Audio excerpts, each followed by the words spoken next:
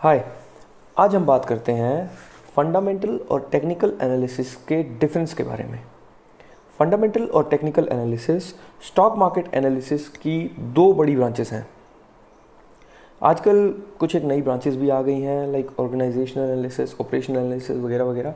लेकिन जो दो सबसे पॉपुलर ब्रांचेस अभी भी हैं वो है फंडामेंटल और टेक्निकल एनालिसिस। तो हम फंडामेंटल एनालिसिस से स्टार्ट करते हैं। फंडामेंटल एनालिसिस करते हैं हम कंपनी के शेयर का नहीं, कंपनी का।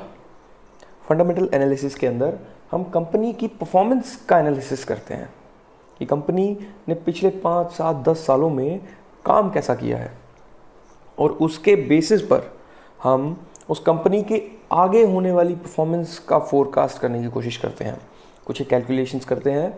ये EPS, earning per share, dividend per share, growth वगैरह इन सब चीज़ों का लेना देना फंडामेंटल एनालिसिस में होता है।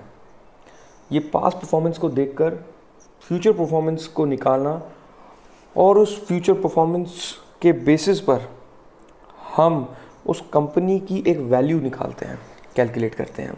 ये हम पूरी डिटेल में आगे सीखेंगे, लेकिन इस वैल्यू को कैलकुलेट करने का जो काम है वो फंडामेंटल एनालिसिस हमें करवाता है। और उसके बाद हम उस वैल्यू को कंपेयर करते हैं उस कंपनी के करंट वैल्यू से, जिसे हम मार्केट कैप भी कहते हैं।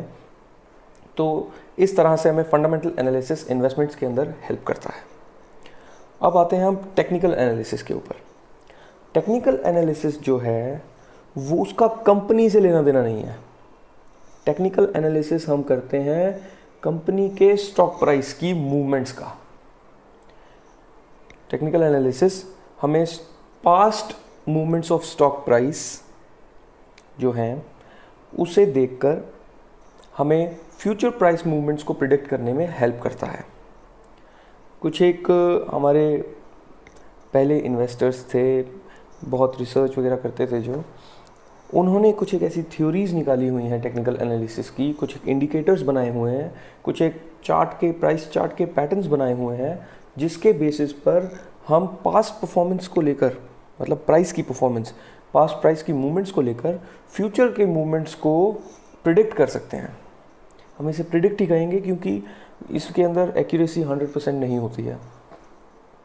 टेक्निकल एनालिसिस हमें प्राइस के लेवल्स जानने के अंदर हेल्प करता है, और फंडामेंटल एनालिसिस हमें स्टॉक की असली वैल्यू जो इस समय होनी चाहिए वो निकालने में हेल्प करता है। तो फंडामेंटल एनालिसिस क्या था कि एक स्टॉक के पीछे की जो कंपनी है वो कैसी परफॉर्मेंस कर रही है, दिखा रही है, और उसकी परफॉर्मेंस कैसी रहने वाली है, इस सब को एनालाइज करना है फंडामेंटल एनालिसिस। और टेक्निकल एनालिसिस उस कंपनी के स्टॉक प्राइस को एनालाइज करने का जो प्रोसेस है उसे हम कहते हैं टेक्निकल एनालिसिस। ठीक है, ये दोनों बिल्कुल अलग अलग ब्रांचेस हैं, लेकिन अगर हम इन दोनों को साथ लेकर चलते हैं तो हमें हमारे इन्वेस्टमेंट प्रोसेस में बहुत हेल्प मिलती है। अगर हम किसी कंपनी की वैल्यू कैलकुलेट करते हैं और अगर हम पाते हैं कि उसका स्टॉक इस टाइम पर अंडर वैल्यूड है, कि मान लीजिए किसी कंपनी का हमने स्टॉक प्राइस कैलकुलेट किया, हमारे हिसाब से 100 रुपये होना चाहिए, और इस टाइम पर वो 80 रुपीज़ पर ट्रेड कर रहा है, तो फंडामेंटल एनालिसिस ने तो हमें बता दिया है कि भैया ये एक बाय सिग्नल है। लेकिन यहाँ से हमें टेक्निकल एनालिसिस हेल्प करता है कि क्या ये स्टॉक का जो प्राइस है अभी शॉर्ट टर्म के लिए 80 से भी नीचे जा सकता है एक बार के लिए या नहीं, और इसका सबसे क्लोज लेवल क्या बनता है जहाँ पर हमें बाय करना चाहिए। तो इसलिए टेक्निकल और फंडामेंटल एनालिसिस को साथ चलाकर अगर हम इन्वेस्टमेंट प्रोसेस को लेकर चलते हैं तो हम बहुत बेनिफिट करते हैं। तो इसलिए इन दोनों में से कोई भी एनालिसिस का तरीका कम या ज़्यादा इम्पॉर्टेंट नहीं है, ये अपनी अपनी इम्पोर्टेंस रखते हैं। Technical analysis generally short term के लिए यूज़ किया जाता है। आप मान लीजिए इंट्राडे से लेकर 1 महीना, 2 महीना, मैक्सिमम 6 महीने तक के इन्वेस्टमेंट होराइजन के लिए टेक्निकल एनालिसिस को हम यूज़ कर सकते हैं, और फंडामेंटल एनालिसिस को हम यूज़ करते हैं जनरली लॉन्ग टर्म के लिए। मान लीजिए 2 साल, 3 साल, 5 साल, जब हम एक स्टॉक को एक कंपनी की तरह देखने लग जाते हैं, एक बिजनेस की तरह देखने लग जाते हैं।